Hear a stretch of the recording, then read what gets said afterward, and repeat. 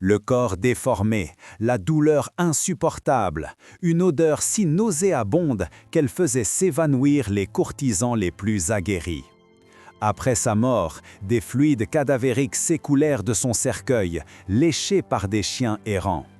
Telle fut la fin, horrifiante et indigne, de l'un des monarques les plus redoutés de l'histoire. Aujourd'hui, nous dévoilons le récit complet et rarement conté de la mort d'Henri VIII d'Angleterre, une histoire si grotesque qu'elle a souvent été édulcorée, ses détails les plus répugnants soigneusement omis. Préparez-vous à une immersion dans la réalité crue de son déclin. Henri Tudor naquit un 28 juin de l'an 1491.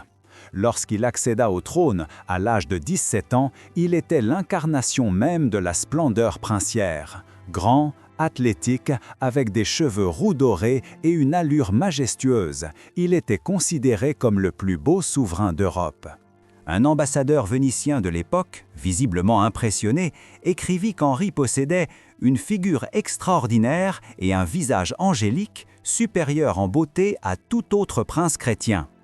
Comment donc cet homme, cet exemple éclatant de virilité et de puissance, a-t-il pu connaître une fin si dégradante, si éloignée de son image initiale?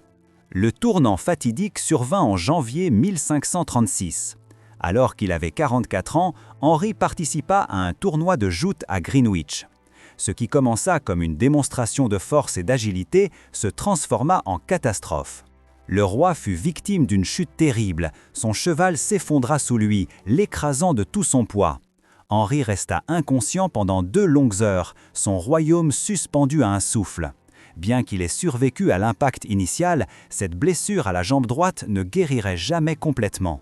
Cette plaie, loin de se refermer, se mue en un ulcère ouvert qui suppurait sans cesse, exhalant une odeur fétide, pestilentielle, annonçant sa présence bien avant même qu'il n'entre dans une pièce. C'était une humiliation dévastatrice pour un roi si vaniteux dont l'orgueil égalait presque son pouvoir. Les courtisans, pris au piège des conventions de la cour, étaient contraints de supporter cette puanteur insoutenable, leur visage impassible. La moindre marque de répulsion, le plus petit signe de dégoût aurait signifié affronter la colère royale, souvent synonyme d'une fin brutale. Cet accident marqua non seulement le début de sa détérioration physique, mais aussi une transformation profonde et sinistre de son comportement. Coïncidence ou fatalité, cela se produisit à la même période où Henri ordonna l'exécution de sa deuxième épouse, Anne Boleyn, sous des accusations d'adultère et de trahison que l'histoire a largement prouvé fabriquées. Certains historiens audacieux suggèrent aujourd'hui que la lésion cérébrale résultant de cette chute pourrait avoir exacerbé des tendances préexistantes à la paranoïa et à des accès de rage incontrôlés, transformant le monarque autrefois affable en un tyran redoutable. Avec sa mobilité réduite, le roi commença à prendre du poids à une vitesse alarmante. Sa taille, qui mesurait 89 cm dans sa jeunesse, une carrure impressionnante pour l'époque, s'élargit à plus de 130 cm. Son poids dépassa rapidement les 180 kg, le rendant si obèse qu'il fallait le déplacer entre ses appartements royaux à l'aide d'un système de poulies spécialement conçu. Les encadrements des portes de ses palais durent même être élargis pour permettre son passage. Le régime alimentaire royal, loin d'être équilibré, contribuait énormément à son déclin. Les registres de cuisine de l'époque révèlent qu'Henri consommait quotidiennement approximativement 5000 calories, composées principalement de viande rouge, avec une absence quasi totale de légumes. Un dîner typique pour le roi comprenait plusieurs types de viande grasse, des pâtés riches et des quantités impressionnantes de vin et de bière. Ce régime excessif, combiné à l'inactivité forcée due à sa blessure, accéléra dramatiquement sa détérioration physique. Les ulcères de ses jambes, qui étaient la source principale de son mal-être et de son odeur, s'aggravèrent inexorablement avec le temps.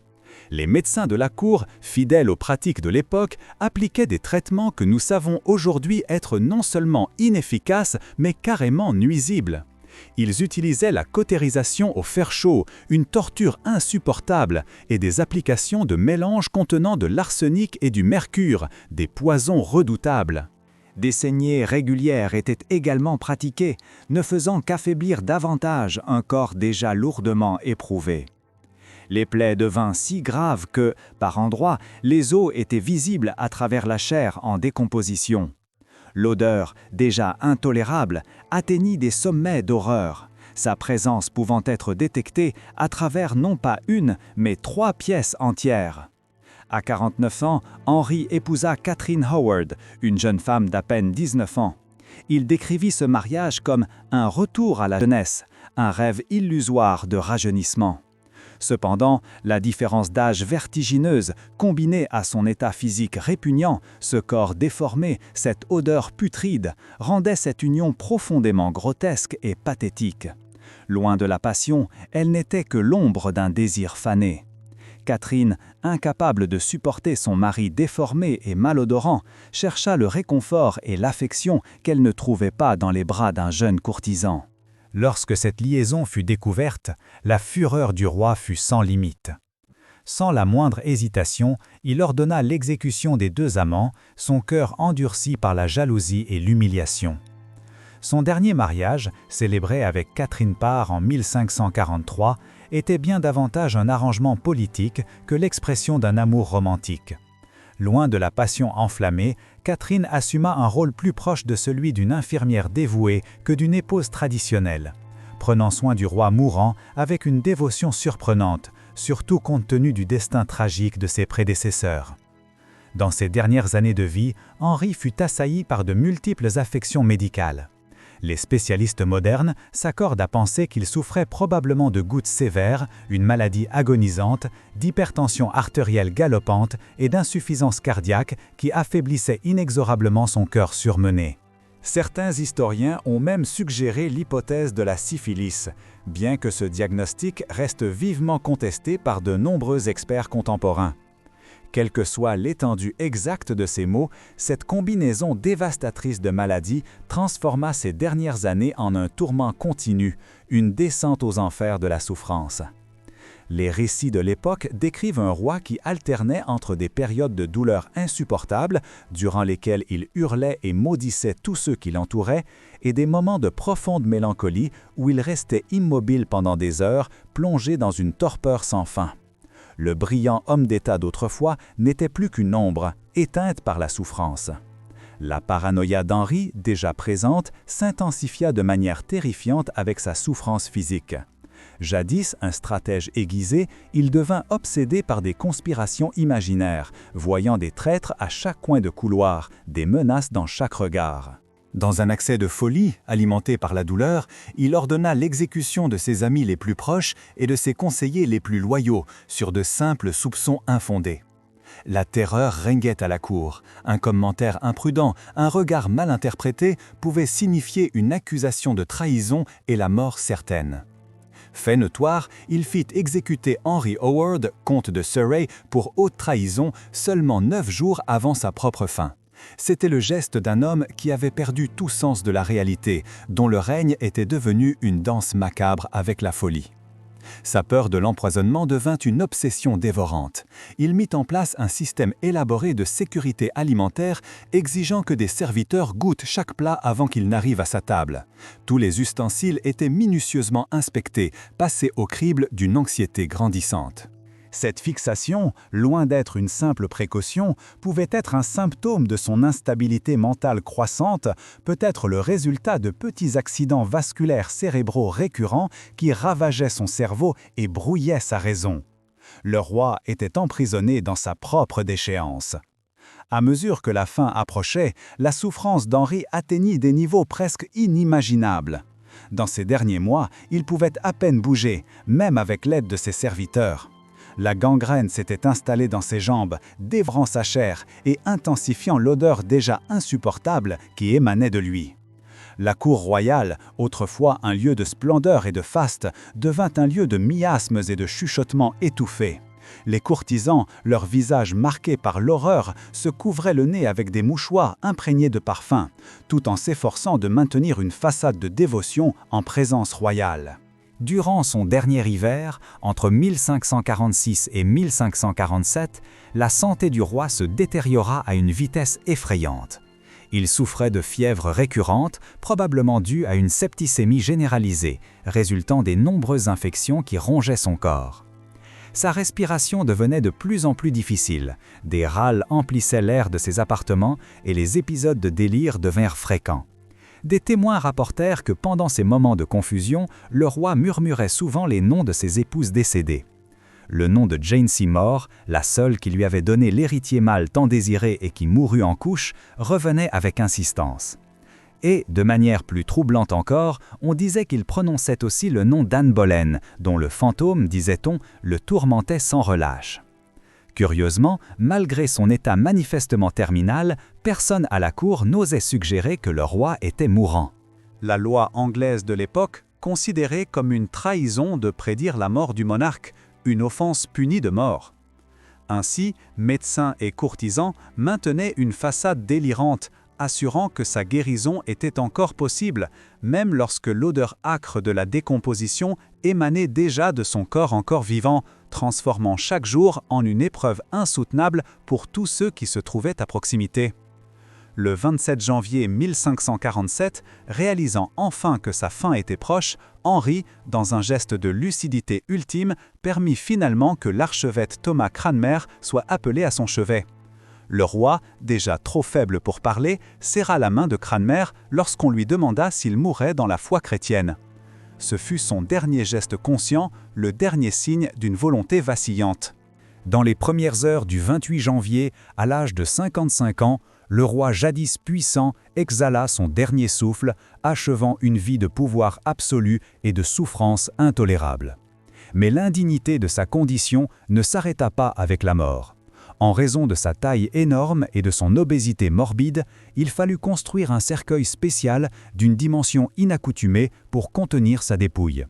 La préparation du corps pour les funérailles fut un défi horrible pour les embaumeurs royaux. Le processus d'embaumement à l'époque était rudimentaire, loin des techniques modernes, impliquant principalement l'ablation des viscères et le remplissage des cavités avec des herbes aromatiques pour masquer l'odeur de la décomposition. Une tâche répugnante rendue plus macabre encore par l'état du corps royal. Durant les jours suivants, pendant que le corps attendait les funérailles d'État, se produisit l'un des épisodes les plus macabres et les plus humiliants associés à la mort d'Henri VIII. Une histoire qui hante encore les couloirs de l'histoire. Le cercueil, mal scellé ou incapable de contenir les gaz et les fluides générés par la décomposition rapide d'un corps si volumineux, commença à fuir. Alors que le cercueil reposait dans la chapelle de l'abbaye de Sion pendant la nuit, une scène troublante se déroula, telle que décrite par des récits contemporains. Le liquide cadavérique, une substance putride et visqueuse, s'écoulait lentement sur le sol de la chapelle. C'est là qu'il fut découvert par des chiens errants qui, attirés par l'odeur nauséabonde, se mirent à lécher la substance dégoûtante, profanant le repos du roi. Cette histoire, méticuleusement enregistrée par des chroniqueurs de l'époque, représente une fin profondément humiliante pour un roi qui avait bâti son image autour du pouvoir absolu, de la majesté divine et de l'autorité incontestée. Le puissant Henri, celui qui avait défié le pape, redéfinit la religion anglaise et envoyé 2 de ses épouses à l'échafaud, finissait comme une masse de chair putréfiée, son corps profané par des animaux de rue, un symbole cruel de la fragilité humaine face à la mort. Les funérailles eurent finalement lieu le 16 février 1547, presque 3 semaines après sa mort. Malgré l'odeur insupportable qui continuait d'émaner du cercueil, les cérémonies furent conduites avec toute la pompe et le faste attendu pour un monarque si puissant et controversé. Il fut enterré dans la chapelle Saint-Georges du château de Windsor, aux côtés de Jane Seymour, la seule de ses épouses qui lui avait donné l'héritier mâle tant désiré, Édouard VI. Un repos éternel, mais non sans ironie, pour l'homme qui avait tout sacrifié pour sa lignée. Ironiquement, Édouard, dont l'existence avait motivé bon nombre des décisions les plus controversées d'Henri, y compris la rupture cataclysmique avec Rome, ne régna que 6 courtes années avant de mourir de maladie à l'âge de 15 ans. Le trône passa ensuite à Marie Ière, la fille de Catherine d'Aragon, qui tenta de renverser les réformes protestantes de son père, et finalement à Élisabeth Ière, la fille de Anne Boleyn, qui établirait un âge d'or dans l'histoire anglaise, marquant son ère d'une empreinte indélébile. La mort grotesque d'Henri VIII servit de puissant rappel des limites du pouvoir humain, de la vanité des ambitions terrestres. Le roi qui se considérait au-dessus de la loi, capable de redéfinir la religion nationale et de disposer des vies humaines à son gré, fut en fin de compte victime de son propre corps mortel, de sa propre chair éphémère. Sa mort ne fut pas seulement la fin d'un homme, mais le symbole poignant du déclin d'une ère, la fin d'une certaine conception de la royauté. L'historienne anglaise Alison Weir a écrit « C'est l'un des grands paradoxes de l'histoire, qu'un homme qui a commencé avec tant de promesses, de beauté et de capacité, est fini comme une caricature grotesque de lui-même. Tourmenté par des douleurs physiques intolérables et une instabilité mentale grandissante, Henri VIII, jadis adulé, en est venu à être craint par ceux qui l'entouraient, rarement véritablement aimé, laissant derrière lui une cour tremblante et méfiante. La transformation d'Henri, du prince de la Renaissance idéale à un tyran obèse et malade, demeure l'une des études de cas les plus fascinantes de l'histoire. Elle illustre de manière saisissante comment le pouvoir absolu, combiné à une douleur chronique et à une maladie progressive, peut corrompre et déformer un individu, corps et âme. Son héritage politique, notamment la séparation de l'Angleterre de Rome et l'établissement de l'Église anglicane, continue de façonner le monde moderne, son influence s'étendant bien au-delà des frontières de son royaume. Mais sa fin personnelle, si ignominieuse, sert de rappel poignant de la fragilité humaine, un avertissement contre l'orgueil démesuré. Les derniers moments de la vie d'Henri, avec sa respiration laborieuse et son corps déformé, contrastent dramatiquement avec les portraits officiels qui le montrent dans toute sa majesté royale, un homme puissant et sans défaut.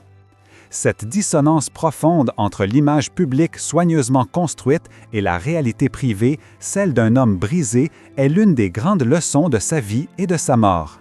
Elle nous enseigne la vanité des apparences et la cruauté du destin.